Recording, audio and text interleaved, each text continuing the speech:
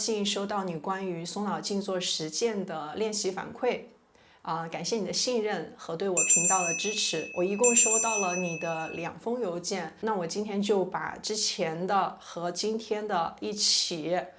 把每一篇日记一篇一篇的过，然后最后看一下小节是最需要留意的东西是什么。首先第一个是3月29号7点半散盘9分钟。接下来是身体、大脑、注意力3项的描述，就是我们之前分享过的松脑静坐日记记录的格式。身体前倾略驼背，双属膝部略紧绷，放松后又不自觉紧绷，头略往前倾。我转过来吧。那这一篇日记最大的问题其实就是姿势的问题。我们一直强调说要在尾骨垫高，一定要垫高，尤其是散盘和单盘。尾骨垫高之后，尾骨垫高之后，我们呢要把，之所以会弓背，然后这里会紧张，对，这个是正常的，因为弓背之后，我们的重心就后移了，然后前腿呢就一定要花更大的力气来维持这种平衡，也就是说，我得把它腿压下去，然后我的身体才不至于说一直往后仰。这个腹股沟的肌肉的紧绷解除掉也非常简单，将尾骨垫高，然后我们的腰稍微往前挺出，顺势与此同时，它自然的这个臀部就像滚轴一样往后出去了一点点，那这样子重心就正了，这样就不需要再去花费更多的力气来维持这种平衡。但是双盘就没有这种情况，就是因为双盘的时候，我们2条腿它是自然的扣住的，扣住了你根本就很难的倒下去，所以这是双盘的稍微一点的优势。但是在刚刚开始练习的时候，双盘是没有什么必要的，就是按照自己身体的条件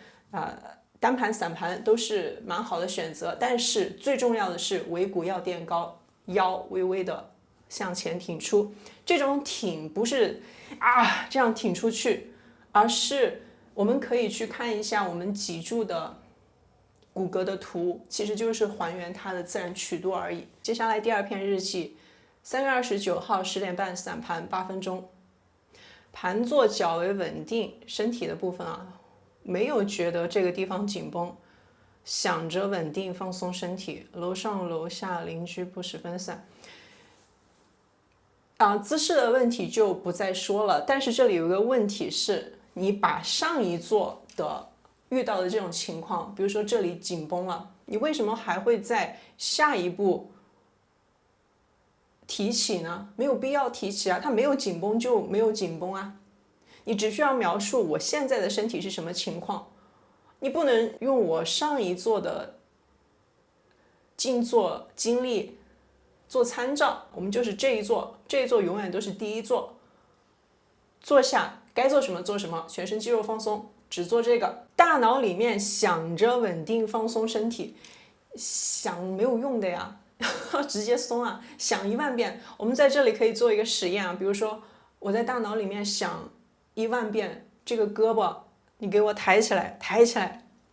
大家可以实践一下，你在脑袋里面想1万遍，看这个胳膊是抬还是不抬。看一下，不管你想不想，这个决定抬胳膊的，就是哪怕就这么一个非常简单的姿势，最后决定胳膊抬起来的这个东西到底是什么，一定不是我们大脑当中的想法。所以说，我们放松不是通过大脑想来做到的，而是就是全身不用力了，肌肉放松了，就直接去松就好了。我一直反反复复的有分享这个点。接下来就是注意力关于噪音的问题总是引起注意力的分散，已经在直播间说过，可以在初期的时候可以通过耳塞来缓解，能在客观条件上稍微解决一下，优化一下我们的静坐环境，就直接去优化，犯不着说去对抗这种环境我要做到什么样子，所以直接用耳塞就是蛮好的一个办法。接下来3月30号的2篇日记，一个是早上8点13，一个是晚上10点20，都是散盘，早上8分钟，晚上14分钟。晚上的14分钟突然就比之前多了好几分钟了。我们看一下3月30号早上的身体下半身腿脚时松时紧，大脑想着不弓背，身体保持平衡。第三，注意力周遭不实，声音分散，还是之前面讲的这几个问题。姿势平衡不需要去保持，而是先坐正，把这个尾骨垫高的问题骨架相对比较正，不费力的坐稳，用这个姿势，在这个姿势下去放松就好了。晚上的逐渐弓身驼背，思绪时而跳跃，再组织如何书写日记。那晚上的这个日记，我们就把弓腰驼背，这个是非常常见的情况。还有关于在我们静坐过程当中总是想着等等要写日记，就是好像会分散我们的注意力，这两点单独拿出来说。一个是弓腰的问题，人他就是活动的呀，我们又不是一个死物，对不对？坐着就是会弓腰。这个时候当我们意识到弓腰的时候，就顺势腰往前挺出，再像我刚刚说的那样子重新归正就好了。但是就是在坐中可以这么顺势不费力的去调节，这种弓腰一定会让我们感觉到不平衡，越往后面倒，那这个地方肯定是要用力，腿部一定要用力往下压的，所以就把这些所有东西都撤除掉，回到这种不用力、稳定、毫不费力的这种平衡的状态。平衡一定是不费力的，平衡是不需要我们去花力气去维持的。肌肉松，骨架正。我们在打坐过程当中总是去想这个日记要，再转过来吧。那比如说我们在静坐过程当中总是会想等等要写日记怎么办？这个情况也是只在初期的时候比较常见，因为我们很多人会觉得好像，老师，我能不能不写日记啊？它好像会影响我静坐。但是事实的情况是，你哪怕没有想等等要写日记的这个念头，你也会有很多其他的念头。等等要写日记，它只是干扰你静坐的其中之一而已。只不过呢，我们在这个时候找它来背锅了，其实就是你该做什么做什么。就算我们在坐中知道了，我等等要写日记这个想法出现了，或者说我在坐中我开始组织了我等等要怎么写日记，这些想法都不重要，没关系。当我们意识到的时候，身体放松，四肢继续松下来就好了。慢慢这个情况会随着练习的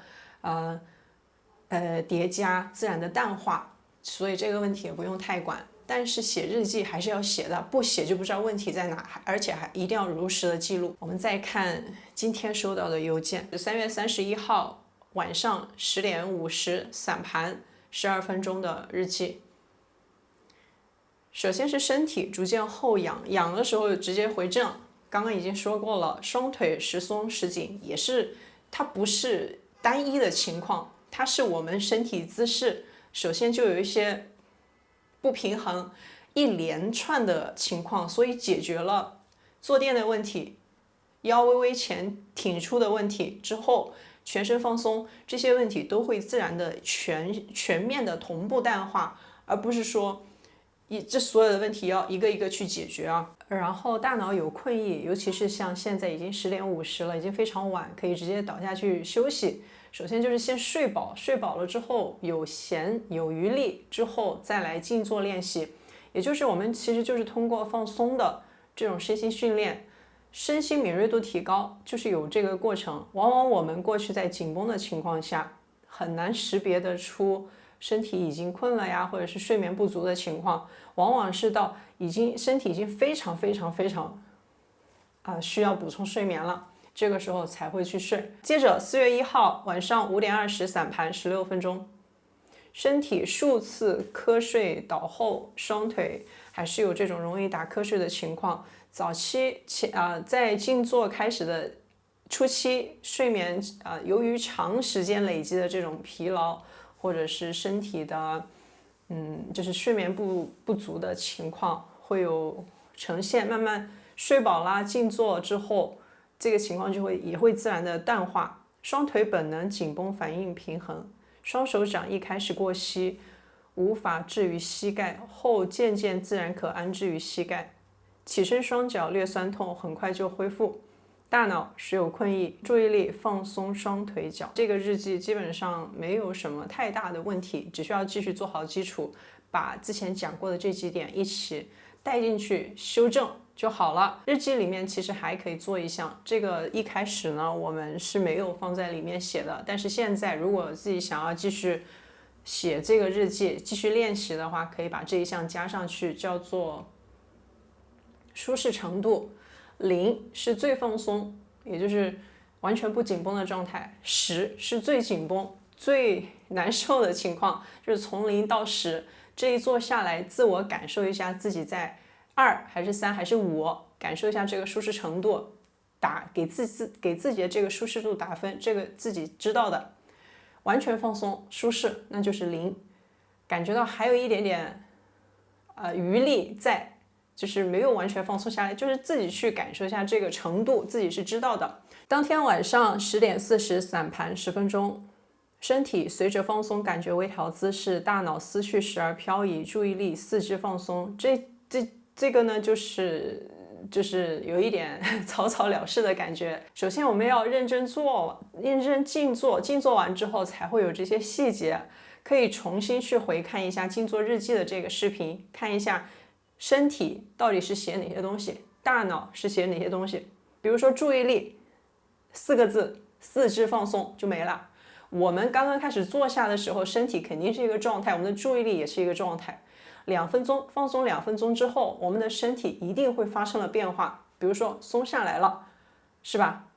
这个舒适有没有？身体肌肉有什么感觉？这些都是可以写上去的，不是说四肢放松。四肢放松是一个非常非常笼统的概括，但是中间的细节没有，看不见。不是没有细节，而是我们把这个细节完全的忽视了。接下来这个一样的情况，信息不够，不予反馈了，就不说了。4月3号晚上10点15散盘11分钟，戴耳塞。身体一项，大腿为了维持身体平衡无法持续放松，这个情况前面讲了，这条视频的前面讲了，在直播间也回复过了，需要自己有了实践，有问题反馈，我又给了你反馈，然后你就要拿去调整。但是这里就看不到调整的地方啊，完全就是按照自己的方法在处理。我们没有教过需要为了维持身体平衡而去做什么，平衡就是不用力的，平衡就是不费力了，就是平衡。那费力的这种叫用力维持，这跟平衡是2种概念来的，自己再去感受一下。所以这个是自己的处理，大脑思绪偶尔会回想往事，注意力试图稳定平衡姿势并放松大腿。这个和之前的日记记录的情况是一样的，试图稳定，就像我脑袋里面一直想放松，那想了，然后呢，我们的处理方式是什么？还是继续在脑袋里面想，也就是我们这个时候还是注意力集中在了注意力上面，忽视了身心状态，没有说什么试图放松什么东西，就是直接松了就完事儿了。那3号的日记就是按自己的处理方法比较多，我们就不说了。4月4号10点36散盘12分钟，吃了止咳及消炎药，胃一直有气上来，身体的部分喉咙、口腔口水吞咽困难不舒服，四肢比之前更能放松，坐姿也更稳定，大脑想睡就睡，戴新耳塞可以听到自己心跳脉搏声，注意力被不使胃气上冲分散。身体不舒服的时候，首先要先睡饱，就是在之前也一直强调的，首先要睡好，充分的休息好，该喝水喝水，这个是基本的。然后我们可能有一种体验，就是在人的身体在不舒服的时候，在生病的时候，反倒更容易放松下来。这里的原因其实就是因为身体已经不舒服了，没有精神没有精力去作了，然后就反而我什么都不管了，我就坐在这。但是当我们身体康复了恢复了之后，可能就又开始各种作，各种自己瞎折腾。所以我们要记住的是这个放松的舒适，然后复制我们做了什么出现舒适。大脑想睡就睡，想睡的话就直接倒下去睡，不要再进行静坐的训练了，尤其是身体已经非常不舒服了，先睡好，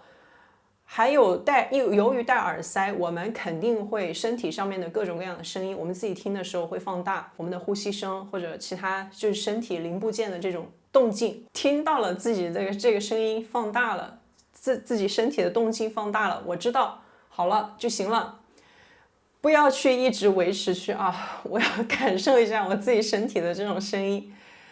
该做什么做什么，回到基础，还是基础的问题。最后写到感觉身体已经较能适应盘坐，稳定度有进步。如果说完全按照方法落实的话，变化绝对不会仅限于只有稳定性增加。当我们坐下的时候，我不管你上一坐是什么样子，也不要去管下一坐，每一坐都是第一坐，就是这一坐坐下来放松。这个时候放松了，舒适就会出现。真正应该在乎的是我们自己是不是有感觉到舒适。如果感觉舒适度一般，不用去做那么多的分析，就是方法没有落实。放松了，舒适就会出现，舒适了，这一坐就不会说歪到哪里去。但是如果我们跟着之前讲的先去调姿势再去调我日记，要弥补上这些细节，这些就是抓小放大了，就是丢西瓜捡芝麻。先做好基础，我们的日记也好，我们的一系列调整动作也好，都是根据怎么做的舒服而延伸出来的。日记也是因为做好了，它就会自然的有细节可以写，行云流水的。林林总总说了这么多细碎的点，其实我们只需要做一个过滤，就是舒适的这么几座静坐下来，自我感觉舒适的部分留下。怎么留下呢？做了什么行为感觉舒适出现，那就保留。什么东西让我感觉到难受，去掉，不要管，永远都不要管了。肌肉放松了，舒适就会出现，紧绷就会难受。我们把这个颗粒度变得很小的话，就是这么简单的一点点事情，做好这个就可以。好了，以上就是根据你分享给我的静坐日记而给出的反馈。如果说想要继续获取静坐指导，可以看我之前分享的这个获取静坐指导的视频。感谢订阅，再见。